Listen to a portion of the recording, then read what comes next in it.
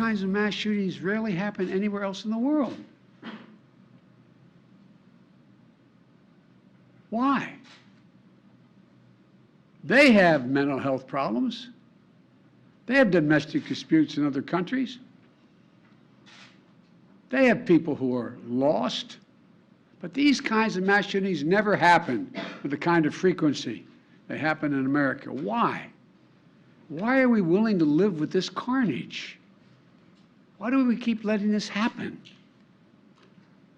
Where in God's name is our backbone to have the courage to deal with it and stand up to the lobbies? Stand up to the lobbies, he says. That's going to solve it.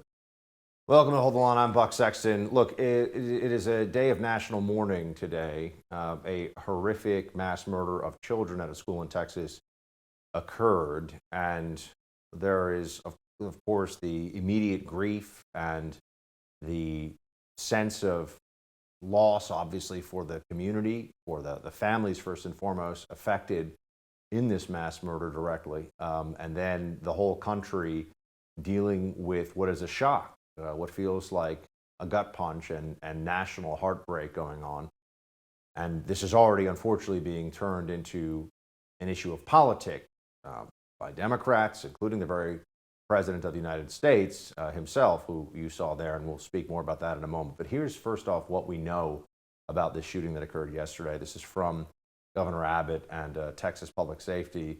The name of the shooter, Salvador Ramos. He used an AR-15, had no known mental health history problems, but plenty of people around him knew that he was deeply troubled and a person that was concerning, to say the least.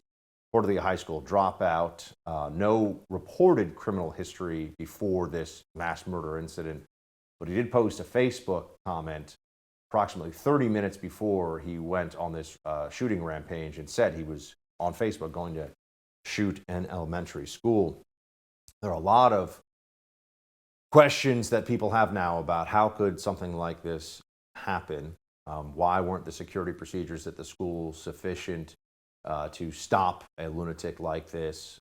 There was someone who was present from a security perspective. It didn't seem that that individual was able to stop this mass shooting from occurring.